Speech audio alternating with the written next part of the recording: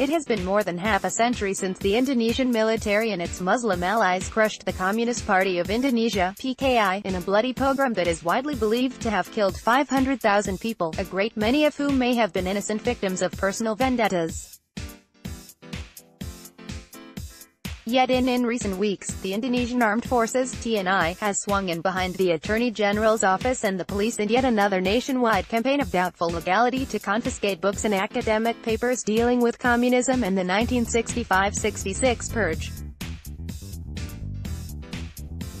Must-reads from across Asia, directly to your inbox. The specter of the communist boogeyman still fuels fears across a country which once harbored the world's largest non-ruling communist party and may have hovered, ever so briefly, on the brink of being transformed into a Marxist-Leninist state.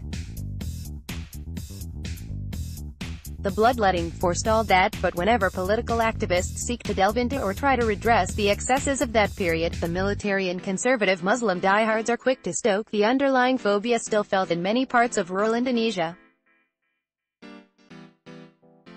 Right-wing elements were particularly incensed with the release in late 2012 of American filmmaker Joshua Oppenheimer's award-winning documentary The Act of Killing, which highlighted interviews with some of the perpetrators of the bloodshed that most younger people know little or nothing about. An alleged Communist Party of Indonesia (PKI) member is captured by troops during the anti-communist purge, October 1965.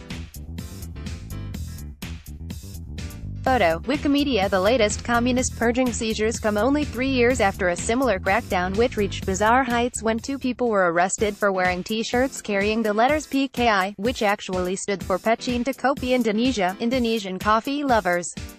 Raids in West Sumatra, Central and East Java, North Kalimantan and now expanding elsewhere have confiscated books such as Red Coat, Lenin, Hunting Down Sukarno and numerous titles dealing with the abortive communist-inspired coup of September 30, 1965. Communism is legally outlawed in Indonesia, but book raids can only be carried out by prosecutors acting under a court order. The Constitutional Court has ruled that banning or confiscating books must be subject to prior legal proceedings. Hardline Defense Minister Riamazard Rayakudu, a former Army Chief of Staff, has supported the crackdown, claiming it will prevent remnants of the PKI from exacting revenge for 1965. It's the same for radicalism, he said. It's dangerous for this country.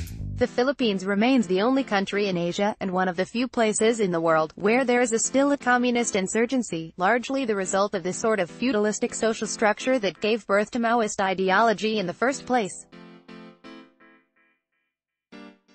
After watching the China-backed Communist Party of Thailand (CPT) implode from within in the early 1980s, the Thai army has never revisited communism as a national security threat, instead using political and social conflicts as a pretext for political intervention.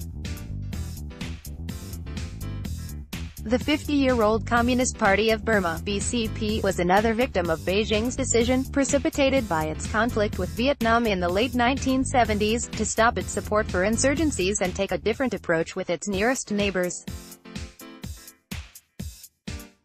An Islamist group member holds a poster during an anti-communist protest outside Parliament, Jakarta, September 29, 2017.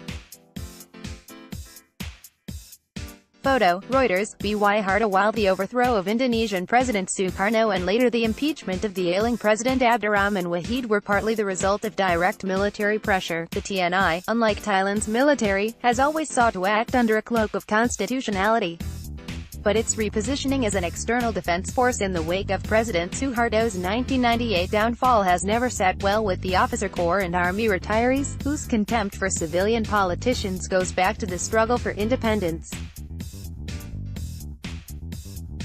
In the middle of a re-election campaign, President Joko Widodo is unlikely to intervene in the raids as he continues to fight off unjustified claims that he is a closet communist, despite being only 4 when the PKI was crushed. In April 2016, Widodo's government, with unapologetic Chief Security Minister Luhut Panjaitan in the vanguard, surprisingly supported a 2-day national symposium on the 1965-66 killings which, for the first time, brought together the military and survivors of the atrocities. Still, the president later felt compelled to balance that act of contrition by instructing the TNI and the police to uphold the law against efforts to spread communist teachings by seizing books and items containing hammer and sickle imagery. Predictably, they overreacted. When Widodo ordered a halt to the heavy-handed crackdown, it continued all the same, with Rayakudu claiming that PKI elements were behind a renewed leftist surge.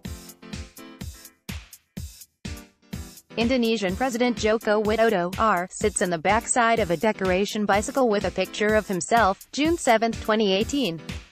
Photo, AFP, Presidential Palace, handout. It was only until the early 2000s that thousands of people who had been jailed, mostly without trial in the mid-1960s, were forced to carry identity cards stamped with XTAPOL, political prisoner, letters that condemned them and their immediate families to a life of discrimination.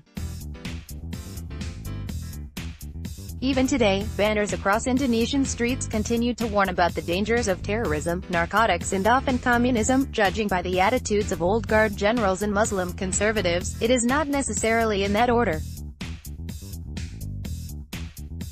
In 2007, the Attorney General's office banned dozens of school textbooks that neglected to mention the PKI's involvement in the events of September 30, 1965, in which 6 top generals were abducted, murdered and stuffed down a well. That event led to the overthrow of founding President Sukarno and the emergence of Suharto, a little-known officer who with the connivance of the Indonesian elite was to amass extraordinary powers during his 32-year rule. Banned from Indonesia until the late 1990s, the late American academic Benny Anderson always cast doubt on the official version. But long after Suharto was forced to resign, the official blame remains where it has always been, with the PKI. Whatever the truth of 1965, retaining the ghosts of the past allowed the elite to underpin the legitimacy of Suharto's New Order regime and, in doing so, deflect any criticism of the role of Muslim groups in rounding up communist suspects. Continue reading.